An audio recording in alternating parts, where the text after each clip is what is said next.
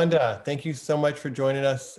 This is our first ever Global Mindfulness Summit. I know you've been at Wisdom 2.0, you've been at Mindfulness in America, but it's just really a treasure and an honor to have you with us here today. My friend, it's actually very good to be with you. It's good to see you and to connect with you in our separate sheltered places, but to the beauty of this technology today. Yeah, I know there's a lot to talk about, but one of the questions I realized, because this is a mindfulness summit, I don't know if I ever heard how you got interested in first kind of that spark of this whole mindfulness meditation world. And I thought that could be a nice place to just start. Like, introduce us to Rhonda pre this, and kind of what was that initial introduction that kind of said, wow, there's this whole other domain I want to dive into. I'd love to hear what that was like for you. Well, thank you so much. Well, let's see.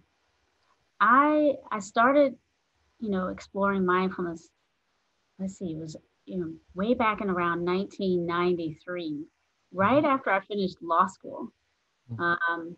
And I was personally having been raised in the South in North Carolina, went to school in Virginia, University of Virginia, and had come out to take a job practicing law. And so I was here with my partner, whose family actually is originally from India.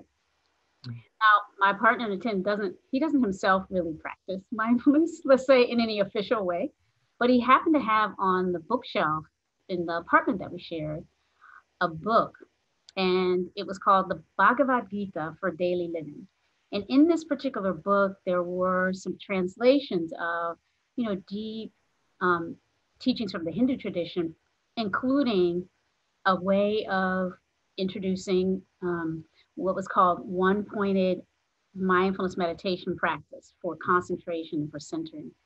And this was written by a teacher who had come from India and relocated to the Bay Area in, I think, the 60s, late, 60s, 70s time frame. Thich Nhat Hanh, I think. Yeah. Right, with the Blue Mountain Meditation Center. Yeah. So I read that, and I have to say, having come from North Carolina during that period, it was really about a period of deep transition for me. We studied for the bar together, and then we finished. And he went off to take a trip with his family and kind of celebrate and regroup. I didn't, and I was sort of in Oakland, California, like with having spent so many years training and preparing, with suddenly this moment of break between the bar exam and the law job, and I found that I really couldn't rest. I was so used to doing and studying and preparing for the next thing that I had a really hard time just giving myself a break. Yeah. So something about that particular book, which I pulled off the shelf and just started reading, really resonated. And it began the process by which I ultimately found many years later, so through, various, after that, exploring on my own, reading, dropping into workshops and the way that we sometimes do. And it took me a while, but eventually I found Norman Fisher and a group of meditating lawyers in the Bay Area. And so this was almost about 10 years later. Wow. In that period, I was practicing on my own, doing yoga, journaling, reading books like The Power of Now, really trying to explore meditation on my own. But it wasn't until I found Norman Fisher and this group who were specifically meditating with a view towards looking deeply at how to bring the practices from our inner experience and inner work life out into the world. And so that's really what I think really jump-started in a particular way the work that I ended up doing to kind of take these practices off the cushion and into the world. That's great. Now, a lot of people will develop a practice, whether it's a meditation practice or yoga practice, but they don't necessarily think of connecting that to the rest of their life. It's just like, I do this for 30 minutes a day or an hour a day. It really helps me, and then I go to work.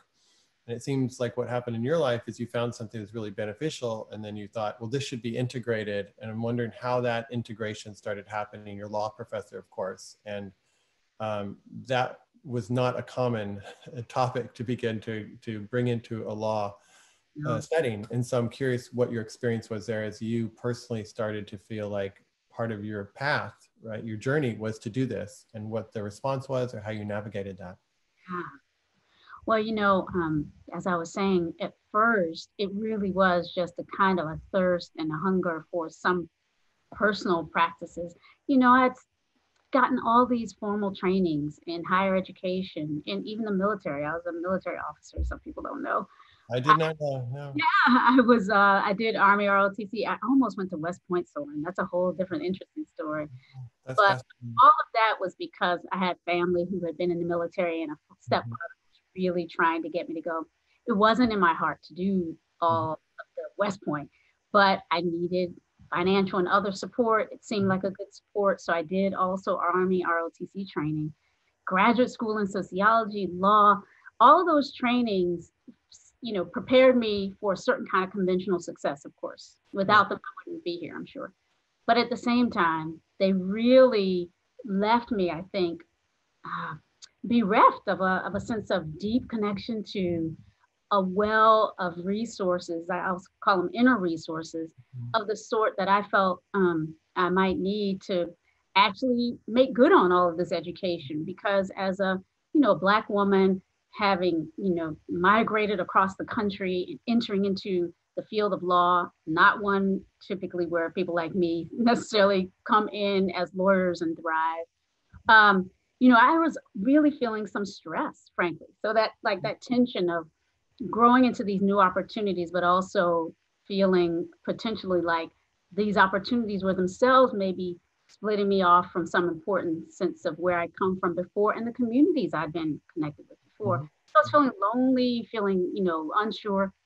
So really at first it was just for self-thriving and support. But I started to realize as I took them into the practice of law for a while and ultimately into my work as a law professor, again, for my own self-sustenance, I was teaching classes on race and law and other classes that really were difficult, tort law, personal injury law, how we deal with suffering, negligence, and intentional, acts of harm and injury.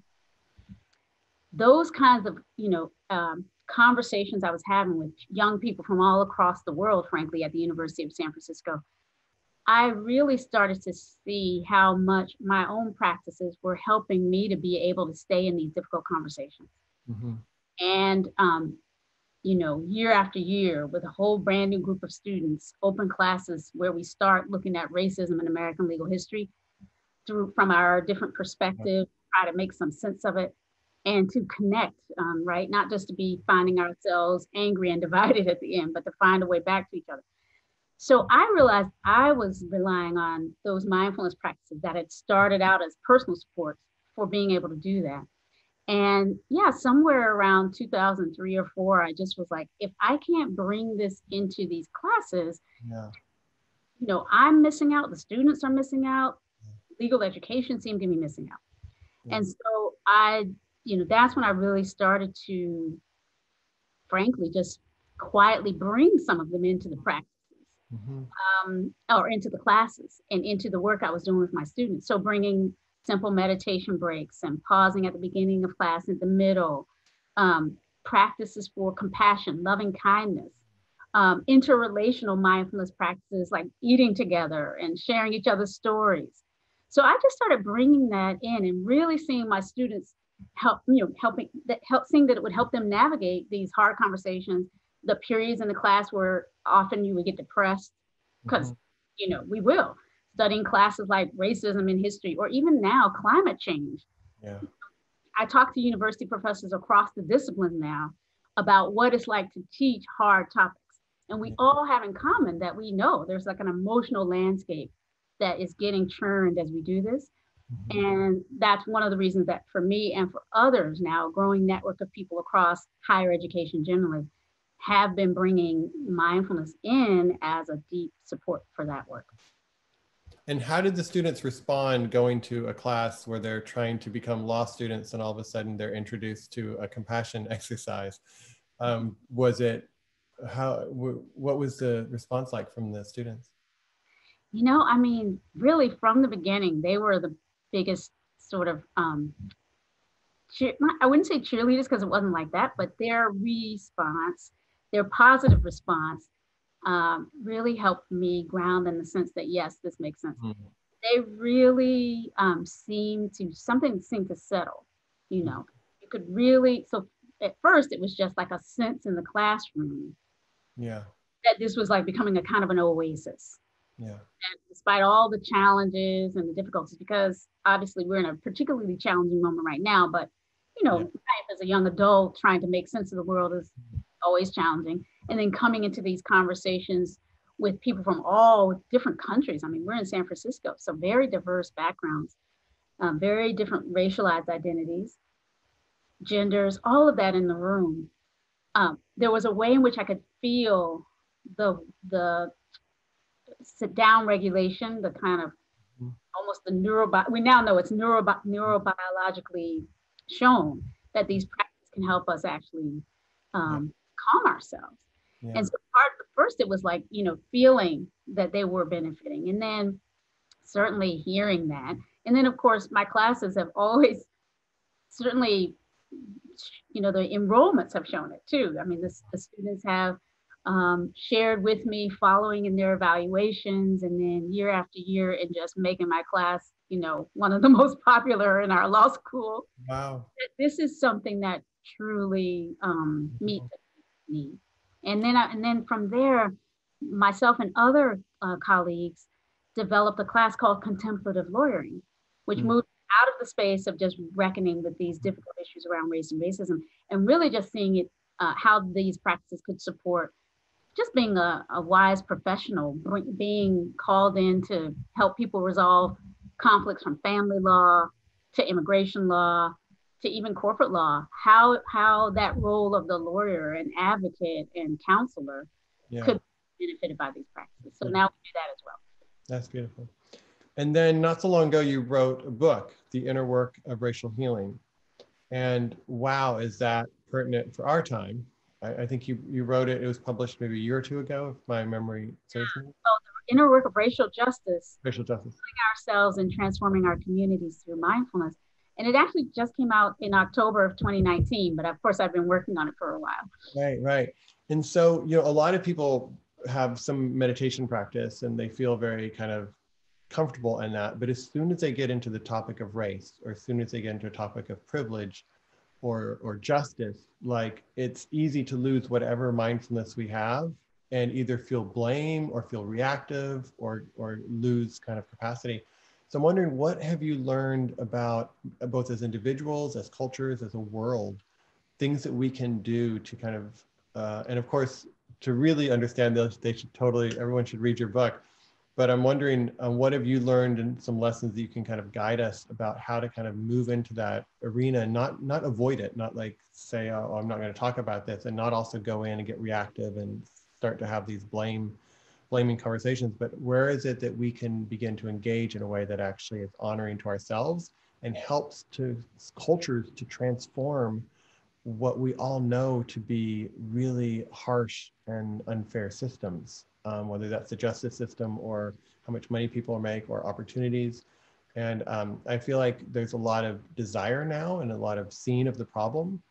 And yet there's not always, I think a lot of people are like, well, what do I do? How do I take this? And how do I kind of show up more fully for those conversations? So wondering what you've learned both in writing the book and then also since writing the book, maybe things that have come to your awareness from this. Right. So, and I think, you know, you and I have been in this conversation for years. So, you know, I've been working on this and working on various writing projects around it. At first, I introduced it through the language of color insight, right? Mm-hmm. The idea that through the practices of bringing mindfulness to bear on not just our inner experience, but our inner and outer kind of relational experience, to look particularly for ways that our practice could support us in just what you're describing, you know, being more present to how social identities kind of arise in our social world, show up in conversation, some issue around race or gender or immigration might suddenly raise the specter of like, who are we in this conversation? And how might I be judged if I say the wrong thing? Mm-hmm. Is this a conversation that is for me, or is this for somebody else? So we all have so much experience, right? If we give ourselves permission to look at it, around all the things that you're describing, the challenges, the invitations to come into these conversations, but also like the challenges around how to do it in a way that feels safe or feels, you know, that where we feel confident in some way, that we can get in and get out without really doing some harm or being on the receiving end of something. And so all of what I'm talking about is like that emotional, again, the emotional landscape that I mentioned before, I kind of started to see as underlying our classes, or, you know, this intellectual project of preparing lawyers for the work, always a social and emotional landscape underneath all of it. And so for me, mindfulness has been really just really a profound support for, you know, again, first approximation to any of this. How is it for me? My own struggle to stay in these difficult conversations, to keep, you know, reaching out across these lines of real and perceived differences and finding common ground. So as I, you know, saw how I could stay with it, navigate, you know, the ocean of all that can come and go in all of these conversations through mindful awareness practices and these kinds of practices that keep the heart from getting hard. You know, we will get wounded, we will make mistakes, our sense of ourselves might be somehow, you know, in tension, some moments in stress. All of those sorts of reactivities that we're talking about. Some people use the language, Robin DiAngelo has helped us develop a conversation around fragility, right? That's what we call white fragility, is really reactivity that we've been entrained in around moving toward, right? Whites in particular have been sort of trained not to move into those conversations, but instead to sort of stay on the sideline. And so developing instead a kind of stamina, or what I use the word stamina or steadfastness, confidence, and coming from having experienced the success of doing this together. This is where I think mindfulness can really come in, but it really requires seeing mindfulness in a kind of a different way than it's often taught, right? We often taught mindfulness as this very personal practice for just kind of maximizing our success potentiality in the world. And like, you know, keeping our own personal well-being. Right. Obviously, as I said before, for me, mindfulness had that siren call in a certain as well. And I could really see all the way through the kind of interpersonal social dimensions and potentials of mindfulness. And now, having studied, you know, with teachers like Norman Fisher and Roshi Joan Halifax and John Kabat-Zinn and the teachings of the Buddha themselves, right? I'm now a deeply committed student of these deep traditions underlying mindfulness. It's very clear that in the translated teachings of the Buddha, there is so much about not just the inner dimensions of mindfulness, but the outer dimensions, this sort of social piece. Yeah. And also early teachers confronted what they were calling often the sort of superiority conceits. Right? Teaching in early ancient India, for example, dealt with caste, right? Really dealt with restrictions that applied to women's role vis-a-vis understanding these teachings. It's all in the early teachings, actually, that there's a lot of this reflection on and invitation to deeply explore the social benefits of these practices. So, you know, for me, the confidence that I've gained from exploring the work, the benefits of it for dealing with all of these hard problems, comes not just from my own experience, but now really from looking more deeply at the traditions themselves and seeing, you know, the one teaching story that comes often in these conversations for me is a teaching that the Buddha gave with his disciple Ananda, which is about, you know, you may have heard this, people listening may have heard this, where Ananda went to the Buddha and said, roughly, you know, awakened one, this being with each other in social community is half the holy life, right? It's half of what we're trying to do in all of this, right? And the Buddha reportedly said, No, Ananda, it's not half of it, it's all of it. So that social mindfulness is really, I think, really at the heart of what it was all about. But for all the reasons that we can talk about, how we do things in Western culture, how we make it very much about individuals, a lot of that has gotten, underplayed or under-translated. And so I kind of see the work that we're doing right now is really, in a certain sense, just the deepening work of mindfulness. Yeah, great.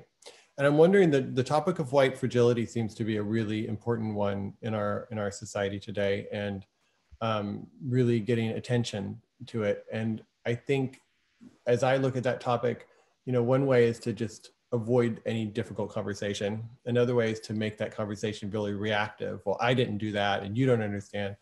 And I'm curious, could you give us an example of like, all right, what would mindfulness do in that conversation? So let's say we're having a conversation, all of a sudden I'm feeling uncomfortable. Yeah. I'm feeling fragile. Yeah. What if I'm integrating mindfulness into that moment, or we're both doing that, what would that look like, and how that might be different than other kinds of ways? Because it feels like it's such an important part that our culture is needing to learn as quickly as possible. So I'd love if we could kind of dive into that a little bit. I'd love that. Could we do a little bit of like almost like role play? Sure. So let's imagine something that I've said is actually causing you to feel some tension. It might be, reflecting on the prevalence of the legacies of whiteness and, white male dominant strategies in mindfulness. It might be that someone might say, and Soren, it's in wisdom. It's kind of in how we've set up Wisdom 2.0. Now, that might put, your, right? Tell me what comes up if I... Well, it's funny what was, I was listening to that, and then also in my mind was like,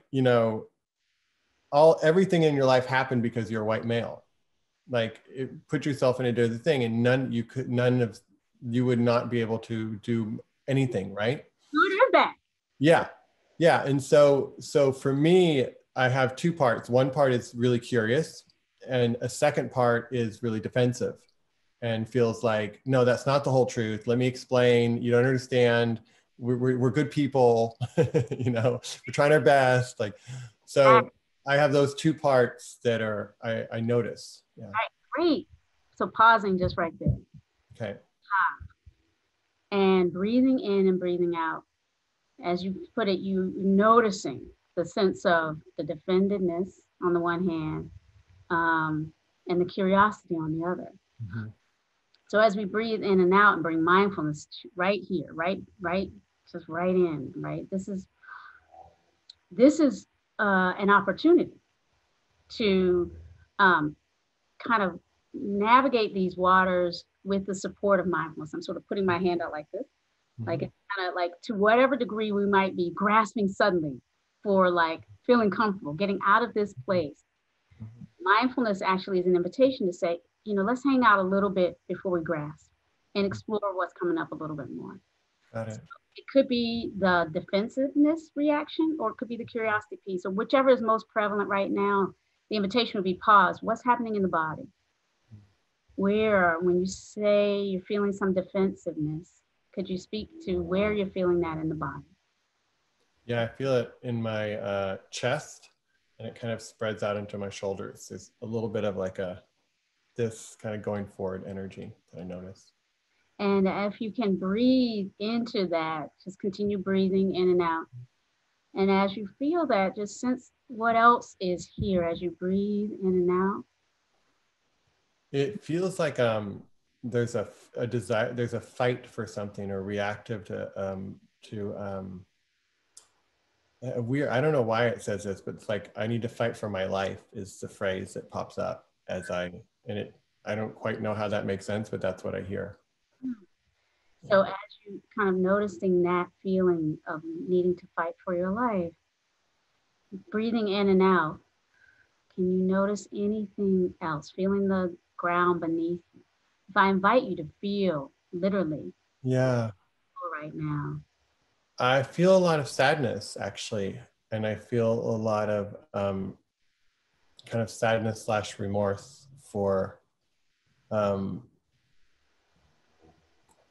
just the unfairness of the world, and just what is it? It's yeah, it's sadness and remorse at the way that life puts us all into different conditions. Mhm. And there's also, I think, a sadness in me of living not connected to certain groups of people. Yeah, yeah. So again, staying with that and breathing in and out. And then the question is right here, right now, right? So Mhm. feel that sadness. There might be thoughts, there might be images, there might be some narrative, some story coming with that, Yeah, right? yeah. So the real question, a question I like to bring in is like, and so what's happening? Is this all of that happening right here, right now? Uh, yes, and I it mean, feels like it's happening right here, right now, but it also feels like I have to fight for my life. I have to protect, or I have to, like, there's something, every person for themselves is kind of another phrase like that. That feels like things that I just have carried in me for a long time. Like everybody out for themselves. It feeling like, if you're in a struggle situation, or if there is not that I live that completely, but I have that voice inside me that, like, if I'm pushed to the back, you have to take care of yourself. um, yeah, so that feeling of like threatened, yeah, right? yeah, yeah, Feeling like a real, almost existential threat, fight or flight. So you're feeling the way you're describing it's almost like that fight reactivity.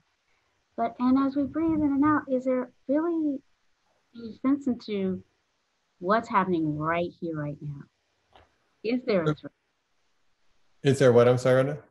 Feel that there's any reason or breathing here, feeling the ground beneath you, where Yeah, you well, I noticed some nervousness. I hope I'm doing okay. are doing I didn't know we were going here. So there's like that kind of nervousness, like, oh, is this okay? What am I, like, missing something that, people are going to, like, watch this and go, oh man, so I'm noticing that kind of, like, nervousness.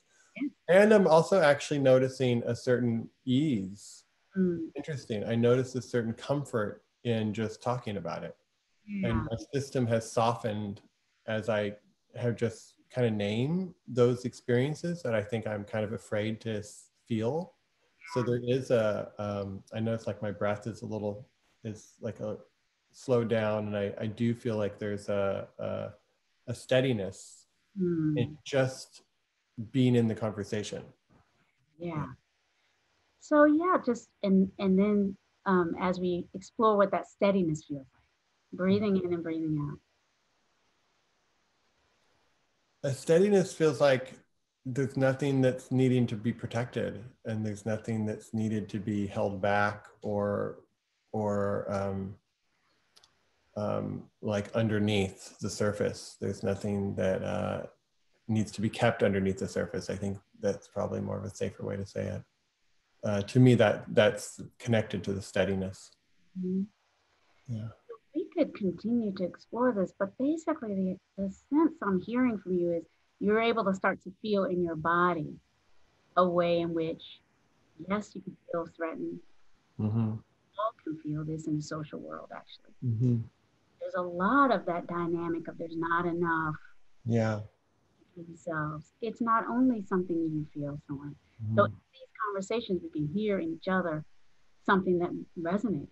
I'm sure anyone listening to this conversation, whatever their background, knows something about feeling the sense of mm, limited resources in the world, of great competition and distress, especially right now. Yeah. We can name that and at the same time experiment with what else is here. In Mm-hmm. this moment, do I need to feel threatened? In this Right. moment, am I relatively safe? In this moment, can I actually feel the sense of connection with this other human being that we're just sitting here? Yeah. Um, and it's not easy to allow ourselves that when it comes to this these aspects of our experience, we need a lot of support because we've been so, I think, deprived Yeah. of spaces where we could just name our truths around this. Yeah. But Yeah. this is what it's like. This is the practice. And I think as we experiment with this and experience more conversations like this, as my own experience and the experience of folks I've worked with over the years tells me, and research is starting to bear it out, we develop more of a felt sense in the body that rather than run away from this, we actually can turn toward. We can feel our groundedness and that we're going to be okay. Yeah. Feel the quality of our heart being open by Mm-hmm. conversations with some support and some compassion. Mm-hmm. But we're all struggling here. And from this place of like having a little bit more lived experience, the next conversation might feel just a tiny bit more like something we can handle. As Yeah. we're doing that, as opposed to keep running away, now we're reinforcing. We know neurobiologically this happens. We're now reinforcing inside ourselves and in our brains and our nervous systems a sense of how it is that we have the resources within us to kind of move from these kind of neurotic concerns about what might happen to like right here, right now, we're okay.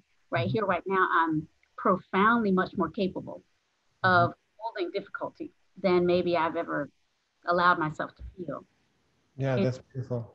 Yeah. a sense of our common humanity as we struggle together. Yeah, and I think what I hear from you is like giving space to just internally acknowledge whatever is present within any interaction, and then potentially also giving that other person space to acknowledge whatever is coming up with them without making it personal, but just like here's what I'm noticing, and that in and of itself creates a shift or a more spaciousness within any piece. And I think part of what we're dealing with is just years and years of one momentum, right? Of white and people of color momentum gone in very drastic ways, right? And so what is it that we can do to begin to turn it in a way that I think gives us all what we want? Like, who wants to live isolated and alone, Exactly. like, and not connected to others? So And that, the story of our otherness, our separateness, our how we yeah, just do this. Who wants to live that way? Who yeah, wants the future to be like that for our children? We don't. So yeah, it's about finding a way to first acknowledge where we are right now, because you can't get there without really, I yeah, think, and that's a question I want to suggest to folks listening. Can we get to some imagined new way without first creating space to be with where we are? But once we are able to do more of this, we certainly can, I think, engage in collaboration, like, creative exploration of, well, then what would this new world that we're hoping to build for ourselves and our children, what would it look like? How, what are some of the practices we might embed in what we're doing right now? The projects we got on the table for this week that might start to disrupt some of the deeply embedded patterns and habits and conditionings we have that keep us in this place of fragility. yeah, We could start wherever we are, we might say, and we might, keep exploring from here in ways that make real this work of the racial reckoning. So that this isn't just about navel gazing and introspection. It is about this as a part of the work of building anti-racist, pro-social, humanity practices into our daily lives and into the work that we do right now. that's beautiful. That's beautiful. So we're almost out of time. Is there anything you want to, is there anything we missed that you want to make sure is spoken? Well, the only other thing I would say is, everything we're talking about, um, it is, I think, particularly amplified in these times where, we're all grieving something. Mhm. We're all feeling so much like radical uncertainty. We're feeling, on the one hand, the sense that we're, of course, interdependent, in a very real sense that, what happens to me, what happens to people on the other side of the world in China or Australia or in Italy could very well impact me. Yeah. So in a way that maybe we hadn't been able to see as a reality before, it was more of an abstraction. So interdependent and interconnected. Thank you. Much though that much of what can come up when you really feel that, though, for a lot of people, if we're not careful, is a lot of fear, sadness, anger, right? Because we've been trained to think, no, I'm not interdependent. I can handle this all by myself. So this moment that we're in, I think is a moment where if we're not careful, everything that we're talking about, we can go in another direction with. People can very readily fall into patterns of othering, of, us against them, of, no, we actually don't have enough, you know? Mm. And so radical tenderness and compassion seems so called for right now. Mm.